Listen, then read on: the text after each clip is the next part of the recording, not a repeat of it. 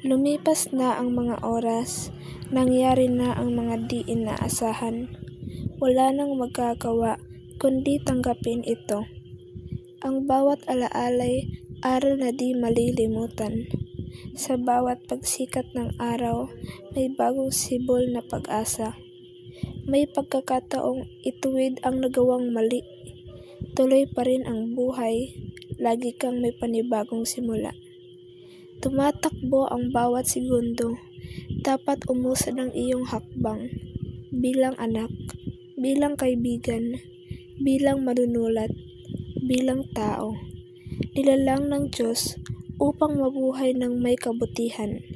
Mag-aral, lumago, sundin ang turo ng may kapal, at hindi ka maliligaw sa tamang landas.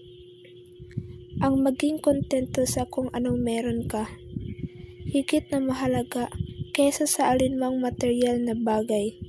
Pagyamanin ang sariling kakayahan. Humanga, hayaan itong maging inspirasyon. Magmahal ng walang inaasahan. Mas mabuti ng hindi umaasa kaysa masaktan sa huli. Mas simple, mas payapa, mas mainam.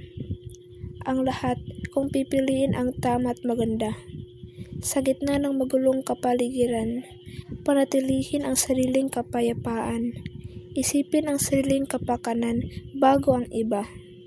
Isa ito sa mahahalagang aral ng nakaraan. Hindi na magpapaapekto sa mga bagay na walang saysay. Sumabay sa agos ng tadhana ng may pagkamapagmasid. Piliin ang landas na may kabuluhan nang maiwasan ang pagsisisi sa bawat desisyon. Ikaw ang may hawak ng iyong kapalaran. Sa bawat hakbang, may tagumpay o kasawian.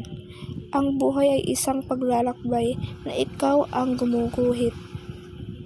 Mabuhay ng may tapang, tatag at pananampalataya sa bawat sandali.